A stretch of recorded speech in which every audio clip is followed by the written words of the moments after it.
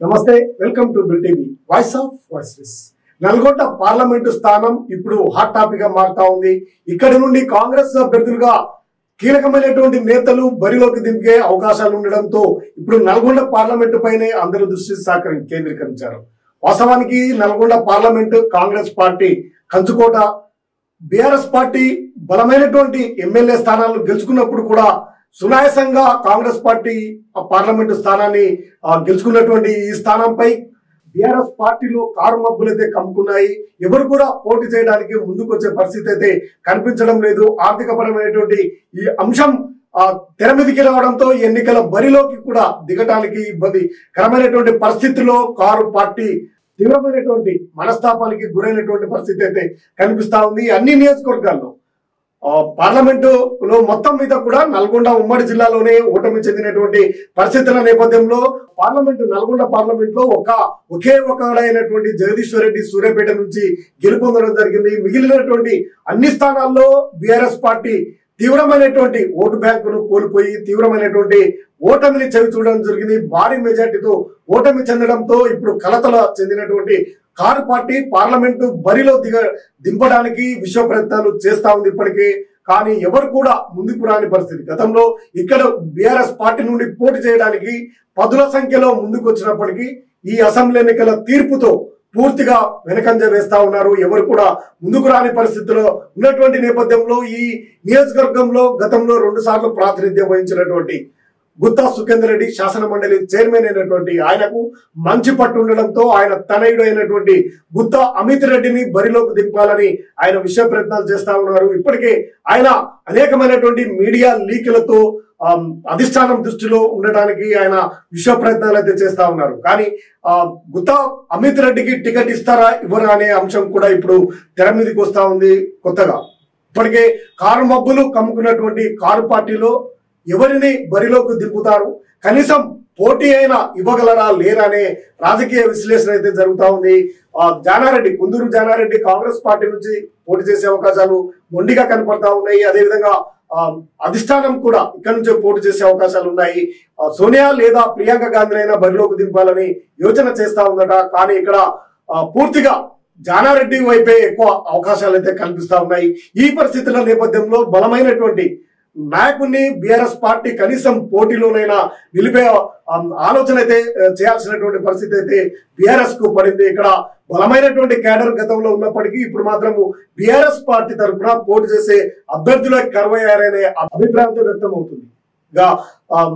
మాజీ మంత్రి అయినటువంటి ప్రస్తుత సూర్యాపేట ఎమ్మెల్యే అయినటువంటి గుంతకండ్ల జగదీశ్వర్ రెడ్డి మాత్రం గతంలో ఓటమి చెందినటువంటి నరేందర్ రెడ్డిని బరిలోకి దింపాలనే యోచన అయితే చేస్తా ఉన్నారట. కానీ గుత్తా సుఖేందర్ రెడ్డి తన తనయుడికి ఈసారి ఏ విధంగానైనా అవకాశం కల్పించాలనే అభిప్రాయాన్ని ఆయన వెల్లపించినట్టు తెలుస్తా ఉంది. దీంతో వాస్తవాలను మనం పరిశీలించినట్లయితే జానారెడ్డిపై ఒక బలమైనటువంటి నాయకుడైనటువంటి జానారెడ్డిపై మరో బలమైనటువంటి వ్యక్తిని నిలపాలంటే నియోజకవర్గ స్థాయిలో మొత్తం పార్లమెంటులో ప్రాతినిధ్యం 2 సార్లు వహించినటువంటి వ్యక్తి కావడం, ఆయనకు అన్ని నియోజకవర్గాల్లో మంచి పట్టున్నటువంటి నాయకుడు గుత్తా సుఖేందర్ రెడ్డి కనిపిస్తా ఉన్నారు. ఆయన మిర్యాలగూడెంలోను నల్గొండలోను మునుగోడు మినహా ఈ నియోజకవర్గానికి సంబంధించినటువంటి కాని తరుణంలో దేవరకొండ నియోజకవర్గంలో కూడా మంచి పట్టున్నటువంటి నాయకుడు గుత్తా సుఖేందర్ రెడ్డి.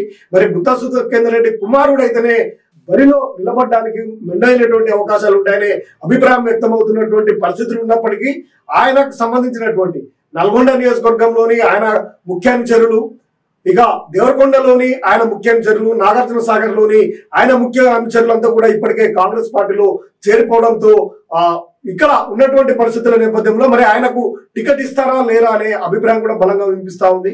ఆయన కూడా సీఎం రేవంత్ రెడ్డికి మంచి కుటుంబ సంబంధాలు ఉండడం, దగ్గర బంధుత్వాలు ఉండడంతో ఇక్కడ రేవంత్ రెడ్డి మార్క్ జానారెడ్డి రేవంత్ రెడ్డి ఒకటే ఉండడము, రేవంత్ రెడ్డి యొక్క సంబంధించినటువంటి వ్యక్తుల్ని ఇక్కడ పార్లమెంటు బరిలో నిలబడటము, ఇటు జానారెడ్డికి ఇచ్చిన లేదా సూర్యాపేట నుండి అసెంబ్లీ టికెట్ ను ఆశించినటువంటి పటేల్ రామేశ్వర రెడ్డికి ఇచ్చినప్పటికీ రేవంత్ రెడ్డి మార్కే ఇక్కడ కనిపిస్తున్నటువంటి నేపథ్యంలో మరి బీఆర్ఎస్ పార్టీ నుంచి కూడా రేవంత్ రెడ్డికి అత్యంత కుటుంబ సంబంధాలు కలిగినటువంటి గుత్తా సుఖేందర్ రెడ్డికి మరి బరిలో తనయుడైనటువంటి గుత్తా అమిత్ రెడ్డికి టికెట్ ఇస్తారా, పార్లమెంటు బరిలో నిలుపుతారా లేదా అనేది కూడా ఇప్పుడు ప్రశ్నార్థకంగా మారినటువంటి అంశం అయితే కనిపిస్తా ఉంది. అన్ని బీఆర్ఎస్ పార్టీలో ఉన్నటువంటి నేతలందరినీ పరిశీలించినట్లయితే ఆర్థికంగాను అన్ని నియోజకవర్గాల్లో పట్టున్నటువంటి నాయకుడు, సంబంధాలు ఉన్నటువంటి నాయకుడు గుత్తా సుఖేందర్ రెడ్డి కావడం, మరి అటువైపు కాంగ్రెస్ వైపు నుంచి కూడా ఆయన వర్గీయులంతా కూడా కాంగ్రెస్ లో ఇప్పటికే చేరిపోయి ఉండడం, వీటన్నిటినీ దృష్టిలో పెట్టుకొని మరి కాంగ్రెస్ లో ఉన్నటువంటి ఈయన వర్గీయులు కూడా కారు పార్టీకి సపోర్ట్ చేయాలంటే గుత్తా సుఖేందర్ రెడ్డి తనయునికి ఇస్తే బాగుంటుందనే ఆలోచన కూడా చేస్తుందా? మరి ఈయన కూడా రేవంత్ రెడ్డి వర్గానికి సంబంధించినటువంటి రేవంత్ రెడ్డికి దగ్గర సంబంధాలు, బంధుత్వాలు ఉన్నటువంటి నేపథ్యం ఉన్నటువంటి ఆలోచన చేసి ఆయనను పక్కకు పెట్టి జగదీష్ రెడ్డి చెప్పినటువంటి ఆర్థికంగా బలవంతుడైనటువంటి నరేందర్ రెడ్డికి లేదా మరో వ్యాపారవేత్తకు ఈ టికెట్ ను ఇస్తారా అనే అంశం కూడా ఇప్పుడు తెర ముందుకు వస్తా ఉంది. ఏది ఏమైనప్పటికీ కారు పార్టీకి మాత్రం కారు మబ్బులే కమ్ముకొచ్చాయి. మొత్తం పూర్తిగా అన్ని నియోజకవర్గాల్లో కూడా భారీ మెజార్టీతో ఓటమి చెందడం జరిగింది. ఎలక్షన్లు చేయగలిగినటువంటి సత్తా ఉన్నటువంటి వారిని బరిలోకి దింపితే మాత్రమే పోటీలో మాత్రం నిలబడగలదు, లేదు అంటే తీవ్రమైనటువంటి నష్టానికి చెవి చూడాల్సినటువంటి పరిస్థితి అయితే ఏర్పడుతుంది. ఇక బీజేపీ కాక బలమైనటువంటి అభ్యర్థిని నిలిపి ఒక సామాజిక కోణంలో సామాజిక దృష్టితో ముందుకు వెళ్ళినట్లయితే బీఆర్ఎస్ కు సంబంధించినటువంటి ఓటు బ్యాంకు ఖచ్చితంగా బీజేపీకి షిఫ్ట్ అయ్యే అవకాశాలు కూడా ముందుగా కనిపిస్తా ఉన్నాయి. గతంలో కాంగ్రెస్ పార్టీ ఓటు బ్యాంకు బీజేపీకి వెళ్ళడం జరిగింది. ఇప్పుడు అదే పరిస్థితి దాపురించే అవకాశాలు అయితే కల్పిస్తా ఉన్నాయి.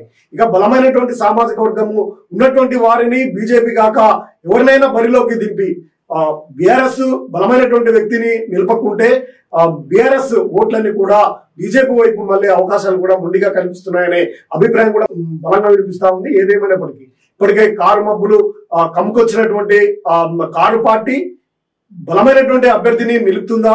బలమైనటువంటి అభ్యర్థిని నిలిపితే రేవంత్ రెడ్డి వర్గం అనే ప్రచారం ఏమైనా ఉంటుందా? కాంగ్రెస్ సపోర్ట్ గా వెళుతుంది అనే అభిప్రాయం కూడా ఏమైనా వ్యక్తమయ్యి అధిష్టానం ఆలోచించి మరో కొత్త వ్యక్తికి అవకాశం ఇచ్చి ఎన్నికల్లోకి వెళ్తుందా లేదా అనేది వేచి చూద్దాం.